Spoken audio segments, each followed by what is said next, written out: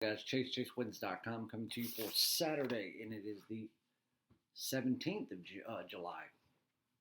Day number 2, back for MLB after the little break, little 4 days off.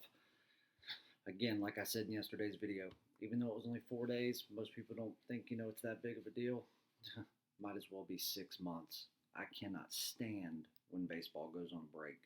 Just imagine how it is in the off season. But day number 2 back, we'll get you on a recap for what we did for the first day. I came back in a big, big way. We ended strong.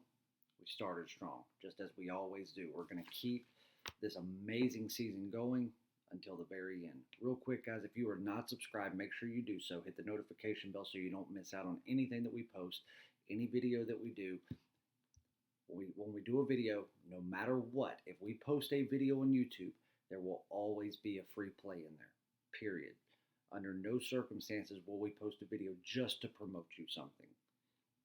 Just won't happen. There's always a free play in there. Now, depending on if YouTube sends out or if it comes up on your feed or whatever, you may not know that the video's up. And by the time you see it, maybe the game started, or maybe you don't have enough time to get your bets in. Whatever the case may be, you always want to know as soon as the video goes up. That way you have time to watch it, get the information we give you, get your wagers in so you can capitalize on another winner absolutely free. So do that for us. And if you appreciate everything we do, just to say thanks, give us a thumbs up. That's all we ask. Go to ChaseWins.com. Jump on something we got going on this weekend. What we do have going on, first and foremost, Jerry has what I am going to say is his, in my opinion, I think that it's his biggest game of the week release of 2021 thus far. Can't say for all of 2021 because I don't know what the next 5 months is to bring. But, I've seen plenty of game of the weeks come through this year. I mean, we're 7 months deep into the year, basically. So I've seen plenty of them come across. I know the work he puts into them, how strict he is on the way he rates games, because I'm the same way in the sports that I cover. I've seen how much money they make. You guys have seen how much money they make. But I can always tell by his excitement level if there's something special. I've known him long enough. I've done business with him long enough. We've done many different things together where I can tell that there's something just different. Because he's always super, just super excited and ready for these games when they come. Because again, we don't know when there's going to be a game of the week or month. It's when the games present themselves with the right amount of value, with that edge, with that, thing that most people aren't considering that we've been waiting for.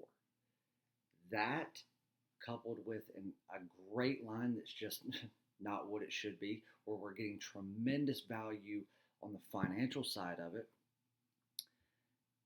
everything has to match up. So when we have them, no matter what sport they're in, as someone who's been waiting and worked so hard on it, we get excited. So he's like that with all of them. But you can tell every once in a while there's just that one that I can tell by the sound of his voice, by the way he's talking about it, by the way, he's going out and moving money around to place on it.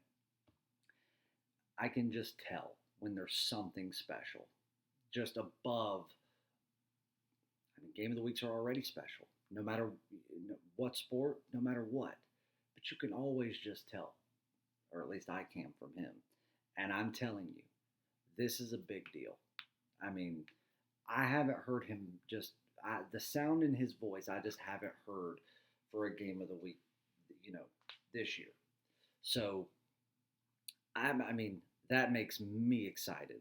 So again, I know that I can't portray that to you, but trust me when I tell you, this is going to be a big one. And the beauty of it is, this play's been up for over 24 hours. So all of the All Access clients, they already have it. They got it. It's already been email blasted to everyone. We put it on yesterday's video. It's been on Twitter, all that stuff. So most of the people that are wanting to jump on the game of the week play, or that always do jump on them, they've already gotten it. They've already gotten their wagers locked in. Now, the good thing is the line has not moved. That's the beautiful thing, because that's why We don't wait. When we have a game of the week or month or year, if it gets locked in, the second that it's locked in, I don't care if it's 12 hours before game time or 4 days. The second that it's ready, we release it. That way, in case of any line movement, we're still getting the best value. We don't have to worry about that line movement because our stuff's already locked in. So it was released then. The line is not moved. That was the one thing that we told everybody is listen, if you wait until the game, the day of the game, because the game's not till Sunday, you do risk that line moving. Now, if it moves, does that mean that we're not going to play it or that we would recommend you not play it? Absolutely not. But what if you have to lay more? What if you don't get as good of a value? That right there means something, guys. We are in pursuit of one thing and one thing only. We care about one thing and one thing only: profit. I don't care to have, a win-loss record that just looks good on paper. I don't care just to be able to brag about did this versus not doing this. I care about one thing for myself and my clients, as goes for everybody on the team: profit. So if you can make more profit from the game that you're going to bet on, that you're going to get no matter what, that you're going to win, why would you not want more profit out of it? And the only thing you would have to do is get it in as early as possible, avoid any possible line movement if it were to come, and lock your wager in. Why would you not want it? Go to chasewins.com, go to the purchase tab. It's the very first thing you'll see. It'll say Jerry's Game of the Week. As with every game of the week, it's $50, but it comes with the best pure profit guarantee in the business. Nope, if we lose, you're not just going to get the next one for free. And games of the week, they rarely lose. You can ask any one of my clients how often one of them loses. MLB, we've been going all year. I finally had my first loss in a game of the week. Almost at the damn near right at the halfway point of the season. An entire half a season without one of them losing. And then right there at the very end. But it happens. It is rare. But we don't just give you the next one for free. We don't just say, oh, here's your $50 back, because that doesn't change the wager. That doesn't bring you the lost bet back. We give you 3 days of all plays in all sports, all premium and daily top plays in all sports, except for NASCAR and golf, because those are completely separate entities, absolutely free. And we ensure that if God forbid the game were to lose, it's okay, because you will not leave here without profit, period. That is the thing we guarantee with anything we offer. So that is number one. Jerry and his team have been absolutely crushing golf. First 2 rounds of the British Open are in the books. 3rd round picks posted. So Saturday's rounds are ready to go. He'll have Saturday picks and Sunday picks. So it's still not too late if you want to jump on just the 21 Open Championship Pass. It's $39. It gets you all the head-to-heads through the rest of the weekend. It'll also let you get on the futures picks that obviously we placed those bets, before round 1 started, but they're still available to purchase. You can still get those picks in. Even if the odds aren't quite the same, they can still be close, and you can still cash in on them. So go on that. If you do jump on a 3-day pass, which is $50 and gets you all sports, MLB, soccer, it gets you NBA if we have an NBA selection, all sports except for obviously NASCAR, and it never includes golf.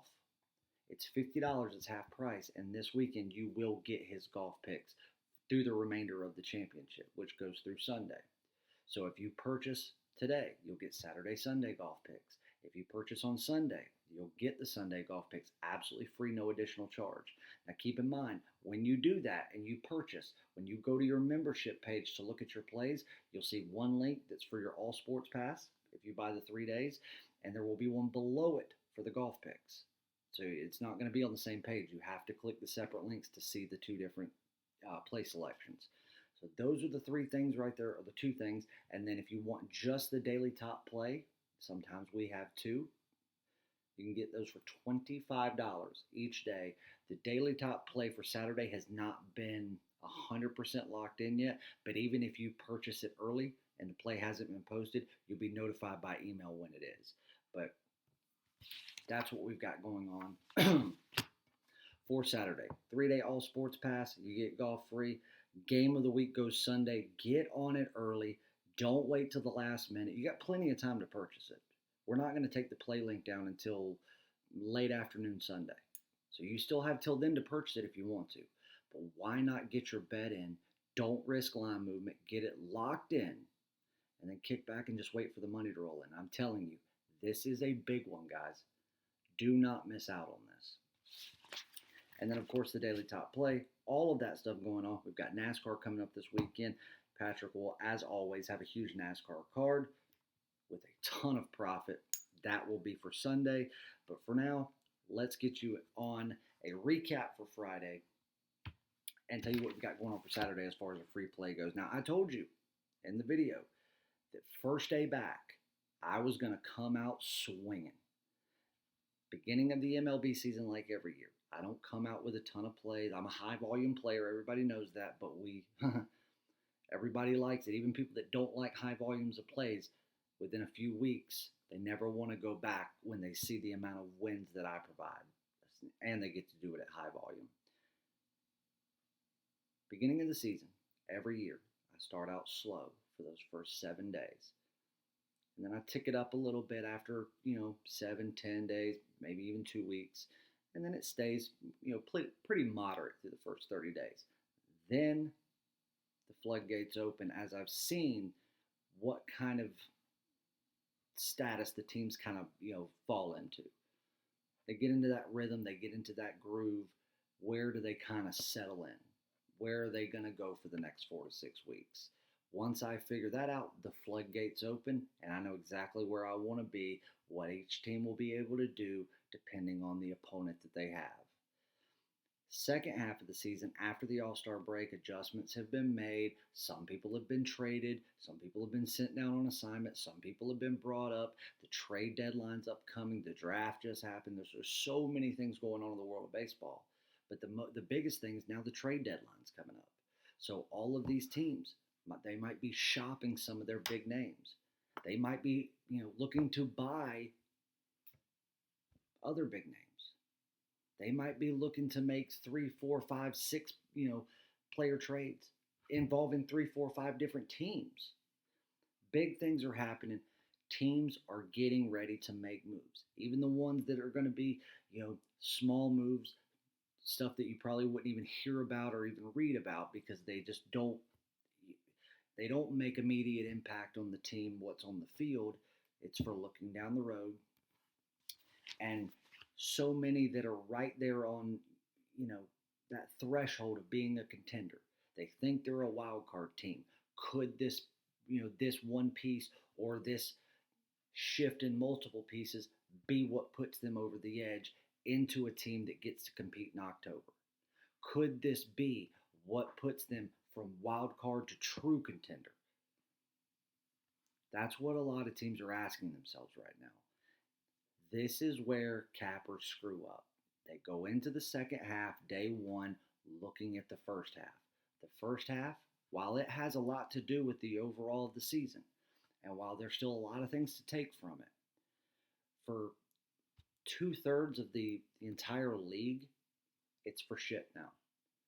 And if you don't follow what these teams are doing every second, from rookie ball, single A, double A, triple A, to right now and the talks they're in with other people, what players might not be mentally there because, listen, am I on the block?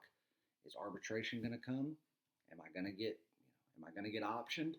Am I going to get an extension? Am I going to get an offer? Where am I going? Is my family moving?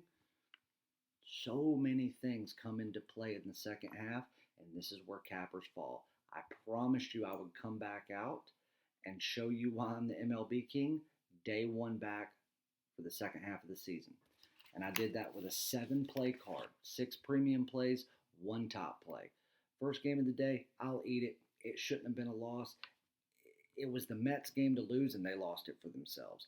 You can tell their head just really wasn't in the game from the beginning. They got hot-headed, benches cleared. I mean, listen, they've let the Pirates walk all over them the past 2 times they've played them.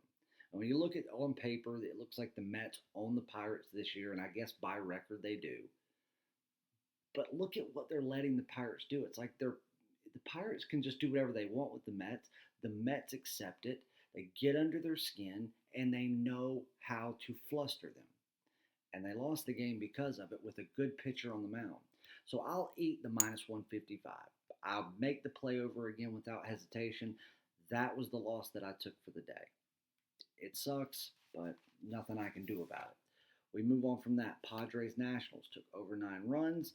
The Padres scored 24 by themselves. They had a player hit for cycle tonight. Single, double, triple, home run. The Pirates almost tripled the overall game total by themselves. It was 24-8. It couldn't have been a bigger blowout, no sweat winner, period. Second one, Blue Jays run line minus $1.40. Easy. 10-2 win, never in doubt. Took another play in that same game. Rangers Blue Jays over 9 minus $1.15. Again, it was a 10-2 game. Easy, no sweat winner, was over before it started. Then we move on. Kansas City Royals. Team total, they were taking on the Baltimore Orioles tonight, and they were just in the perfect spot to take them with a pitcher that the Orioles have a lot of faith in. I think they've got too much hope riding on this guy, and I think they're just wanting to hold on, hoping they see that glimmer of light that they thought this pitcher was going to bring. And I don't know if he's just not ready for this and he needs to spend another couple of years in some developmental ball. But, I mean, and I know, listen, he's a rookie, but it's beyond bad. Like, I know high A ball players that are still, 2-3 levels away from being able to even get a call up to a major league roster that could outpitch him in their sleep. I mean, it's bad. So this was an easy call, taking the Kansas City Royals. Team total over 4.5 and only having to lay $1.20. Yeah, they scored 9 runs. Yeah. 9-2, easy winner. Angels, Mariners, over 8 runs, or if you got it at 8.5, just like I said on video, depending on what your book was, if they had it a little higher and what the line closed at. So Angels, Mariners, I gave it out as a free play on the over 8 or 8.5, whatever you got it at. And it was also a premium play that was on the card. Nice, easy winner. 6-5, 11 runs, another no sweat winner. And then our top play of the day was the Oakland Athletics. Team total over 4 runs. Whoever came up with this when they were playing the Cleveland Indians with a rookie pitcher on the mound who's got an ERA over 8.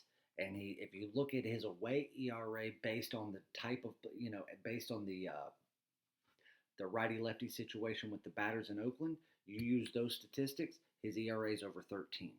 This was a joke of a line in general. But I can get team total 4.5. Now, granted, Oakland completely fell off offensively at the end, but it wasn't because they couldn't get a hit. They didn't want to get a hit. They wanted the game over. And I understand that. They did what they needed to do. It was a 5-4 win. They didn't really try to produce much in the very late innings. So it was what it was, but it was a top play, and it was another winner. So what do we do the first day back? We went 6-1 with the top play winner. 5 wins, 5 premium winners, 1 premium loser, and 1 top play winner. You follow the system that I've always had in place that is below every selection of wagers that we have, telling you what you need to wager, depending on the rating of the game, premium, top play, whatever. All the clients would have made 6.5 units of profit just today, just in Major League Baseball, the first day back for the second half of the season.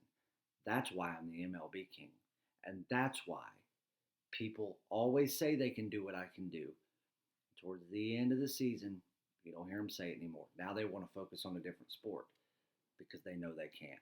I'm the king for a reason. And if you want to take the crown, come on. Free play. We're going to go right back to that same series. Indians A's. 4 o'clock or 4:10, whatever you want to say. East Coast time, Saturday afternoon. This one's a little bit interesting because you've got Cal Quantrill going in for the Indians. And this is one that the Indians organization is somewhat like having a pullback on. He should have well over 80 innings pitched right now, and he's only got 61 or 62 innings pitched. They're having some regression on him. I don't think that's smart. I don't think he'll be with the Indians long term. I think he'll end up getting, when he comes to where it's contract time. I don't think they're going to do any type of arbitration or option him for his final year. I believe he will end up with a bigger market team. And I think that the way he pitches, if he kind of blossoms into what he has the makeup to do, and what I think he'll do, I think he'll end up in San Francisco. I think that if San Francisco stays on that path they're on, he would be the perfect arm for it, barring that he, kind of forms into what I think he will. But he's really having a tough go of it. You got Frankie Montas going in on the other side. Both these pitchers are similar as far as ERA. One's got a 4.3, one's got a 4.48 or something, so very similar there. The difference is Quantrill, he's got a 1.38 whip. Montas has got a 1.31. That's the only thing he's improved on, over the last few weeks. It was at 1.42. He's dropped the whip down to 1.3, 1.31. That's a big improvement, but the ERA has suffered. He's pitched over 100 innings. He's given up 14 home runs. He's given up a lot of hits. And while he's won games, he's 8-7 on the year. It seems like that correction in the market's happening with him because he started out strong. He built up a lot of steam, and it's almost like he did too much too fast, and now he's kind of paying for it. He also likes to tuck those balls inside just a little too much. But again, that's AL West style. You see that a lot in the AL West with Seattle. You see it with Texas. You even see it with LA Angels, except when you're talking about someone like a Cobb or an Ohtani. Ohtani won't do it because he'll just cram a slider down your throat and make you walk off crying. But for a lot of the younger pitchers and a lot of the guys that are just those been in the AL West a long time, like they're just bred for it now. Seattle guys, Oakland guys, the rookies, and the guys that have been there a while. You see a lot with Texas. They love to throw stuff and tuck it inside. Cleveland, while not a great hitting team, still gets some offensive production, lacks a lot of power. They hesitate a little too much when they do swing. It benefits them when something goes inside because even when they drag that elbow a little bit, hesitate, where they would typically be behind a pitch and strike out, those ones tucked inside, they're able to make contact with, and it typically slices it right through right by the shortstop, depending on how they play. But the beautiful thing is with that, Oakland plays a little bit spread out. They play a little bit farther in, but look at the competition they're playing against most of the time. I don't understand. And slice one right up the middle, just skating one by the shortstop, or even just to the left of the first baseman a little bit, where it's too much for them to be able to play in kind of a shift rotation. I think that will benefit Cleveland, allowing them to produce more offense than normal if they were facing a pitcher like Montas that doesn't tuck those balls inside like that, goes a little bit more outside, a little bit higher. That's where Cleveland really struggles. Here, they've got a good pitcher, most certainly a well above average pitcher in Frankie Montas. The way he places his pitches, where he places them, it's going to benefit Cleveland. So if they come out trying to be aggressive, it's going to benefit them. They're going to produce more offense than they normally would in a situation like this. As far as Oakland goes, they went out today, and I don't know if they just didn't care at the end. They just wanted the game to end, or they really wanted to preserve something, because both bullpens right now are not in great spots. Oakland, that has an all-star bullpen, in my opinion. Cleveland does not. Their bullpen is trash. So Oakland will be able to score early, often, and all the way through the game. But their bullpen, they've had some injuries. They're not well rested. Their rotation's been screwed up 3 times in the last month. So now they're just trying to find that rhythm, how the order should go, who they need to back, who they're going to close for, who they go in relief for. All that's screwed up. So an all-star bullpen is really struggling right now. So I have a feeling that the reason they dipped off so much tonight was to preserve what they could, not have to go deep and start having to make moves for Saturday, still be able to preserve for the end of the week. But I think they'll come out aggressive offensively today because they know if they have to go to the bullpen and they have to do it earlier than they want to, they're going to give up some offense. And if that happens, they're going to have to rely on their offense to be what wins the game for them and what should be an easy win. This should not be a competition. This should be a game that Cleveland wins 3+ runs. Or not Cleveland, Oakland.